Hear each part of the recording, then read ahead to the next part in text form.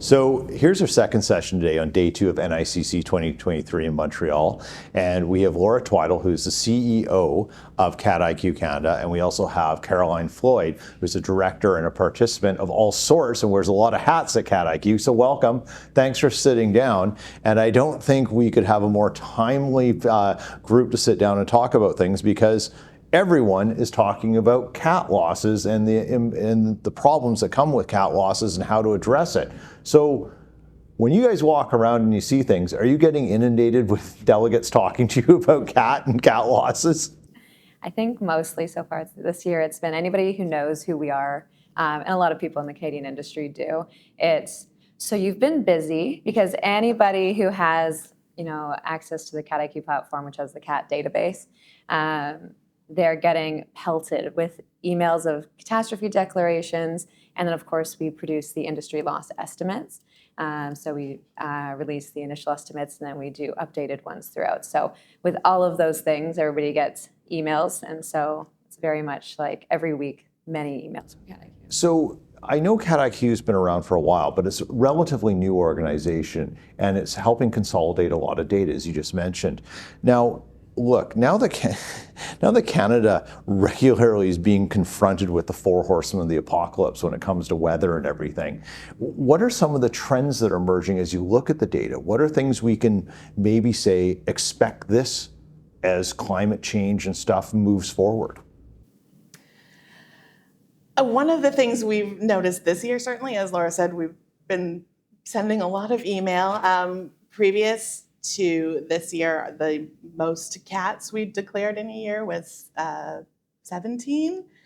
Right now, we are sitting almost in October at 23 for the year, including... Always great to set records. Right? Yeah. Super relevant. We love to see it. But that includes, some sort of unusual, at least by the spectrum of our database, cats, including a big wildfire that impacted Nova Scotia. We have our first 2 catastrophes we've ever declared for the Canadian territories. We're sitting at the most amount of land burned, both across the country and in specific provinces, like BC Wildfire recently stated that they had their worst year in terms of land area burned as well. So it's a lot of kind of everything all at once this year. Whether that is something that will hold out as a trend year to year, it's difficult to say. Knock on wood, hopefully it won't. But I certainly think it's a good indication of things that we should be prepared for going forward. So let's talk then a little bit about who the clients and users of Cat IQ are, which is obviously insurance companies. How do they access your data? What do they do with it? What is your relationship like with them when cats are happening, before and after? Yeah, so as you mentioned, insurers are a big piece. We rely obviously heavily on them to supply the data to us. And then they're able to benchmark themselves to the industry. They can see how their claims are closing with respect to the industry, their average claim, and a lot more fun things. We also have the reinsurers, the reinsurance brokers, and then some federal agencies that also use the data, since we're the only ones in Canada that really collect this kind of data. So everybody seems to come to us. Okay, so what kind of data are you looking at? So let's say one of the big ones that comes with CAT is flood loss. Are you helping them navigate flood mapping for where the peril occurred and the loss occurred, and sort of consolidating that into a central thing that's accessible? Yeah, so on the flood side, I would say we have the model vendors that use the data, and other academics, as well as the insurers that are looking to learn more. Besides, or in addition to loss data, we also collect the exposure data, or total sums insured information. And so we have that by peril. So users who have access are able to see, if you have insurance, you have fire, or potentially hail and wind included. So we also collect overland floods. So when we look at that data side by side, we can really see where the take-up rate is lower, where people are buying insurance, but they're not necessarily able to buy because it's not being offered, or they're not buying into that kind of insurance. Well, and it makes total sense to everyone, right, that you would not offer insurance where it's likely to have a loss. I joke about that because it makes perfectly good sense if you work on the insurance side, but if you're a consumer who needs it, it doesn't make sense at all. Well, of course I need this product. Now, when you think about some of the losses that come with cat, one thing that gets overlooked a little bit is we think the cat event, say let's use flood, that's the one that's causing the insured damage that's paid out on. But sometimes these cat losses can cause other perils that happen. Do you track that as well? So if, say, a hurricane's probably a better example than flood, but fire, power lines go down, causing fire. Is that something that's tracked in your data as well? So the cat event may have caused the power lines to come down, but it's the power lines that caused the fire, right? Right. So when we collect the data from our primary insurer partners, we give them sort of the parameters of date frame, location, and these are the types of damage or types of perils that were involved in that. But then anything that is relevant to that company that they will have tagged as being related to that catastrophe is data that they will submit to us. So in a way, it will all be encapsulated in the final accounting. It's like if it was caused by this event or was related to this event, then it will be part of that final total. So one of the things I find interesting about certain cat losses is the way in which they happen. And let's talk a little bit about the atmospheric river that hit BC. We knew the area was on a generalized floodplain because it's a river delta where a lot of this hit, but it never really happened that way before. We hadn't had flooding in that area. Yet a totally different, even though it's the largest river in the province is running through there, it doesn't flood. But yet the atmospheric river caused. When events like that happen, does it change the way in which insurers and reinsurers look at the area to say, oh, we didn't see it this way, now we have to re-rate this because of a weird event? Is that sort of something that's happening as well because of the way these events materialize? I can't speak to what insurers or reinsurers are doing, but I mean, we definitely have heard that while companies might have been offering flood coverage, but maybe not modeled properly, or really understanding where those high risk areas were or are. So then let me rephrase my question, I guess. Is the data you're collecting then helping them remodel better? Is that sort of more of the purpose? So that you're consolidating stuff and they can sort of take it, do their secret magic work on it, and that's sort of how it comes. And does some of that get shared back with you at all? So for the very large events, and so the BC flooding that you're speaking to would be captured in this, we collect a higher resolution loss data, and we are then able to compare it directly to the exposure data.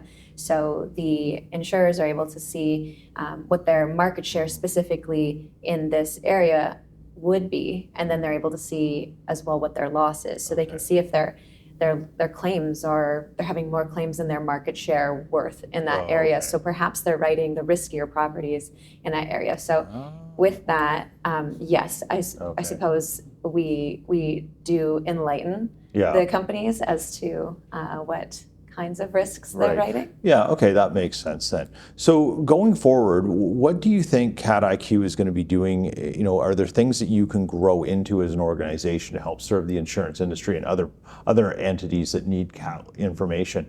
Do you have plans to sort of further out what you're looking to do and how you can provide data?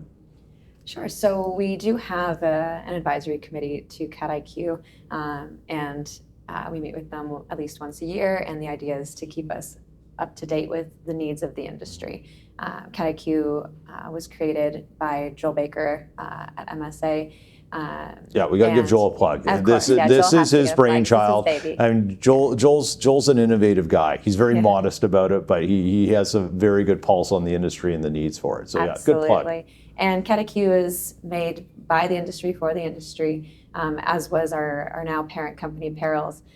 So if the industry needs us to do something, we're certainly all ears to hear if we're able to step into that space. And the industry pays for the data, correct? That's it. So there's obviously a financial model in this. Do you see different, like over time, have you seen different entities in the insurance channel? We'll focus on insurance because we're at an insurance conference, looking to access the data. Maybe instead of insurers or reinsurers, maybe it's MGAs, or maybe it's people with different brokerages, national brokers. Are they sort of diving into the data more? Are you seeing different people looking for it? Yeah, we've definitely had more outreach from brokers and MJs, as you mentioned. I'd say maybe surprisingly and not surprisingly, a lot of interest from folks outside of the industry. Really? Including like all levels of government. Yeah, government makes a lot of sense.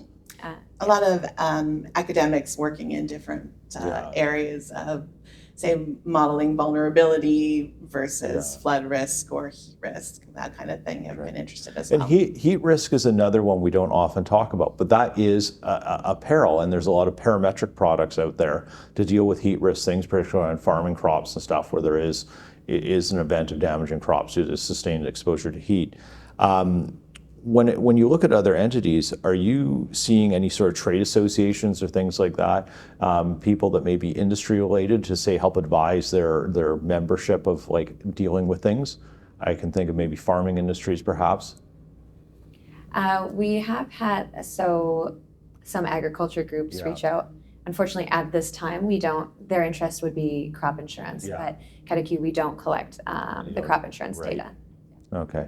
Well, hey, so what do you expect for the rest of the conference? We do have the InsurTech North. Are there things that you see with InsurTech that are interesting to you from a data collection and data management standpoint? Absolutely. So on the tech side, we're even at NICC Connect, which we host the Canadian Catastrophe Conference coming up in February, are having a session around up-and-coming tech in catastrophes, and just the ability to process claims quicker. There's such a labor shortage, and we keep hearing that, and of course, like supply chain, all of these, buzzwords, but like they're real, and we see it coming through in the catastrophe loss data that we get from the companies too. So anything that can help process a claim quicker and more accurately is really something. I spoke with Greg Smith from Crawford yesterday, and he talked about that very issue of the speed with which services are needed by clients and industry, and how difficult that's become, and some of the ways and some of the tech that they need just to manage the admin work. And as he was saying, even just dealing with the admin side of things helps move the needle a little bit to get faster. Well, thank you very much for sitting down with us, both of you, Caroline and Laura.